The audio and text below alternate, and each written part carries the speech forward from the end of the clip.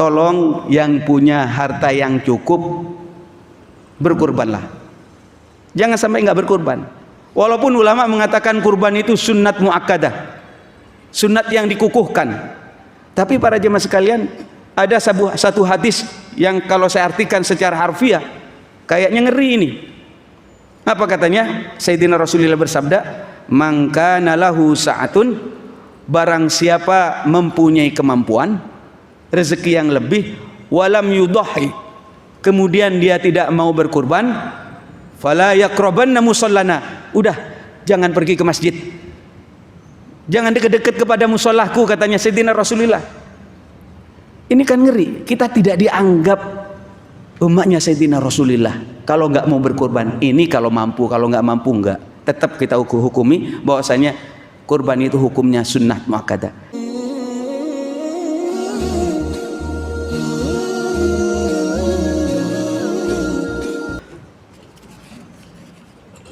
Allahu Akbar, Allahu Akbar, Allahu Akbar, Allahu Akbar, Allahu Akbar, Allahu Akbar, Allahu Akbar, Allahu Akbar, Allahu Akbar, Allahu Akbar, Allahu Akbar kabira, walhamdulillahi katsira, wa subhanallahi bukratan wa asila. Alhamdulillah, alhamdulillahilladzi hadana lihadza wa ma kunna linahtadiya laula an hadanallah. Asyhadu an la ilaha illallah wahdahu la syarika lah, wa asyhadu anna sayyidana wa nabiyyana Muhammadan abduhu wa rasuluh. Allahumma salli wa sallim ala sayyidina wa maulana Muhammadin wa ala alihi wa ashabihi ajma'in, amma ba'du. Ma'asyiral muslimin, para jamaah salat Idul Adha yang kami hormati, mari kita bersyukur kepada Allah atas segala nikmatnya.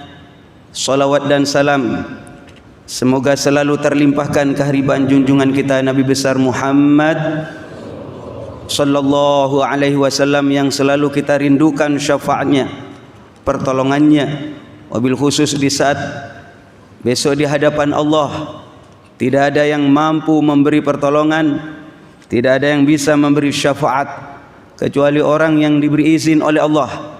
Dan orang tersebut yang pertama kali adalah Sayyidina Rasulullah sallallahu alaihi wasallam. Para jemaah sekalian, baru saja kita melaksanakan salat Idul Adha. Di dalam kitab Nihayatuz Zain yang disusun oleh ulama besar berasal dari Indonesia, Syekh Nawawi bin Umar Al-Jawi Al-Bantani, beliau menyampaikan bahwa salat Idul Adha itu lebih utama daripada salat Idul Fitri. Karena apa? Karena kalau salat Idul Adha itu nasnya jelas, Qur'annya jelas. Fasolli li rabbika wanhar. Fasolli, maka salatlah kamu, maksudnya salat Idul Adha. Wanhar, kemudian setelah salat sembelihlah binatang atau hewan kurban yang akan disiapkan. Para jemaah sekalian yang saya hormati, pelaksanaan Idul Adha berikut kurban yang akan kita laksanakan ini merupakan napak tilas perjalanan hidup daripada bapak-bapak agama, bapak agama-agama di dunia, yakni Nabiullah Ibrahim alaihissalam. Nabi Ibrahim, para jemaah sekalian, kita tahu semua agama mengakui Nabi Ibrahim itu sebagai bapak agamanya. Orang Nasrani mengatakan Nabi Ibrahim beragama Nasrani. Yahudi juga demikian. Nabi Ibrahim adalah bapak agama Yahudi. Tapi kemudian Islam menegaskan di dalam Al-Quran, makana Ibrahimu Yahudiyya wala Nasraniyya. Nabi Ibrahim bukan Yahudi, bukan Nasrani, walakin kana hanifa. Nabi Ibrahim itu beragama yang hanif, beragama tauhid, yang mengesahkan kepada Allah Subhanahu wa taala.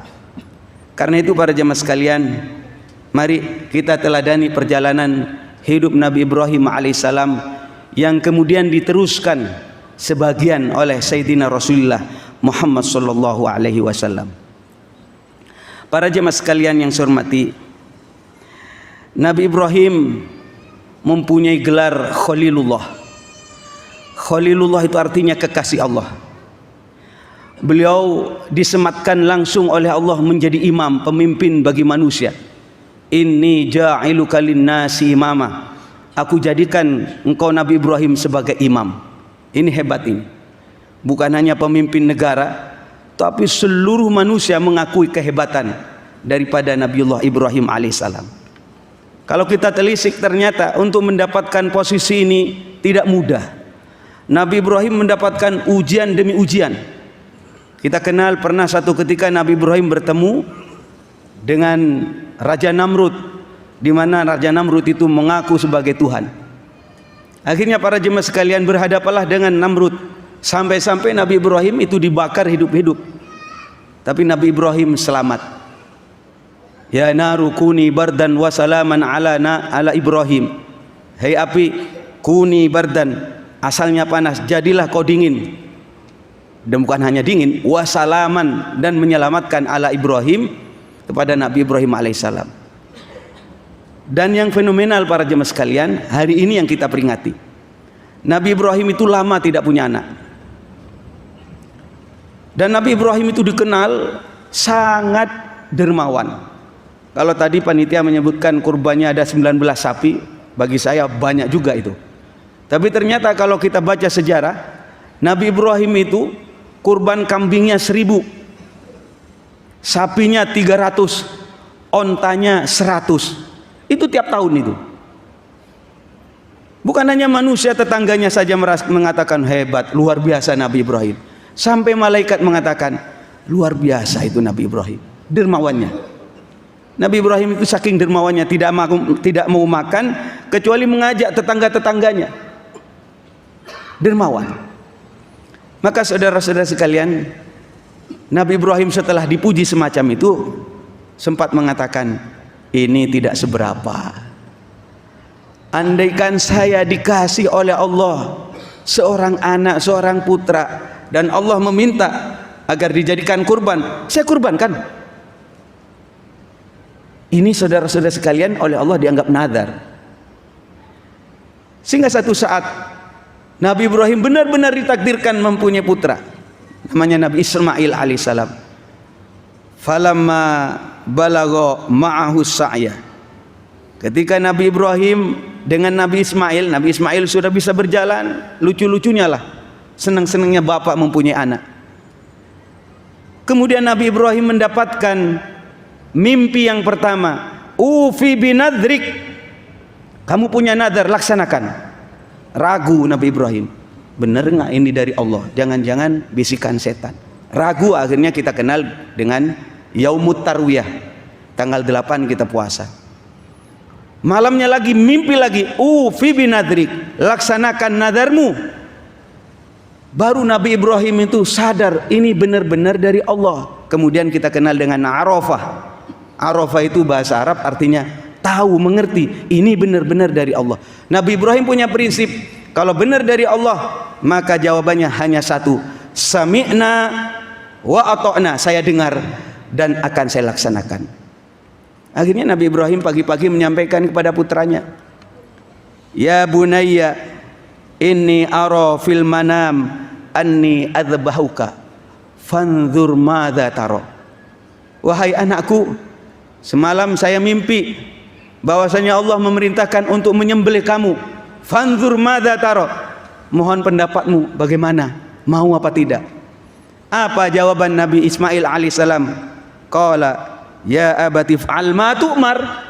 Kalau memang dari Allah, ya abati, wahai bapakku, tu'mar, ya abati if'al ma tu'mar, kerjakan apa yang diperintahkan oleh Allah. Hebat itu, bapak dengan anaknya, bapak dengan putranya benar-benar menjadi orang soleh, menjadi contoh bagi kita semua. Akhirnya para jemaah sekalian, kemudian sejarah mencatat wa fadainahu bidzibin hadzim, dan ternyata itu hanya ujian dari Allah dan sejarah mencatat yang disembelih pada waktu itu diganti oleh Allah menjadi domba yang besar. Ini ujian saudara-saudara sekalian. Kita ini sama, pasti kita mempunyai prinsip, karena bagi kita semua hidup yang bermakna, katanya Imam Ghazali, innal hayata aqidatun wa jihadun. Hidup yang bermakna, yang bernilai itu adalah ketika kita mempunyai akidah, mempunyai keyakinan, wa jihadun, dan kita itu berjihad dalam pengertian kita memperjuangkan. Maka dalam hal ini, ketika kita sudah mempunyai keyakinan semacam itu, yang pertama yang harus kita tanamkan ke dalam hati adalah ketika kita sudah mempunyai keyakinan, pasti akan diuji sama Allah. Nabi Ibrahim diuji, kita akan diuji. Kita punya iman, iya. Kita punya Islam, alhamdulillah. Ini akidah kita. Jangan disangka orang yang mengaku beriman tidak akan diuji, pasti diuji. Ahasiban nasu an yutraku an yaqulu amanna wa hum la yuftanun. Ahasiban nas, apakah manusia menyangka, Bapak menyangka, saya menyangka, ayutraku ay yaqulu amanna, dibiarkan sama Allah mengatakan amanna, aku beriman, aku beriman, aku beriman, wa hum la yuftanun, mereka tidak akan diuji? Pasti diuji. Dan namanya ujiannya suka-suka nggak ngasih tahu. Kalau dikasih tahu namanya nyontek gitu. Karena itu saudara-saudara sekalian, di saat ujian datang, sudah direncanakan baik-baik, berobat sudah, ikhtiar sudah, di jalan sudah hati-hati. Ada ujian, ada musibah. Musibah itu kullu ma asal mukmin, apa saja yang menyusahkan orang mukmin adalah musibah.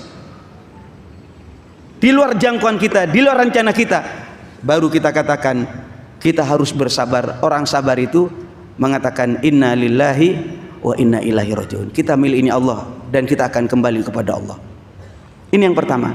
Karena itu ketika kita mempunyai sebuah keyakinan akidah yang benar, tadi kita bersama-sama sholat. Dalam sholat kita mengatakan wa ana minal muslimin, saya bagian daripada orang Islam, maka pasti akan diuji sama Allah. Sabarlah para jemaah sekalian, sabar menjalankan taat, sabar menghadapi ujian maksiat, sabar dalam menghadapi musibah. Yang kedua, pelajaran yang bisa kita ambil dari peristiwa Idul Adha ini adalah di saat kita menjalani kehidupan dan kita mempunyai sebuah keyakinan, akidah, ideologi, maka saudara-saudara sekalian pasti harus diperjuangkan. Dan dalam berjuangnya pasti ada pengorbanan. Untuk itu mari kita bersama-sama berikan yang terbaik di dalam kehidupan ini. Berikan yang terbaik. Kalau Nabi Ibrahim pernah mengorbankan putranya Nabi Ismail alaihissalam, kita juga harus mampu memberikan yang terbaik untuk agama kepada Allah Subhanahu wa taala. Kalau sekarang aplikasinya sederhana. Tolong yang punya harta yang cukup berkurbanlah. Jangan sampai enggak berkurban. Walaupun ulama mengatakan kurban itu sunnat muakkadah, sunnat yang dikukuhkan. Tapi para jemaah sekalian, ada satu hadis yang kalau saya artikan secara harfiah kayaknya ngeri ini.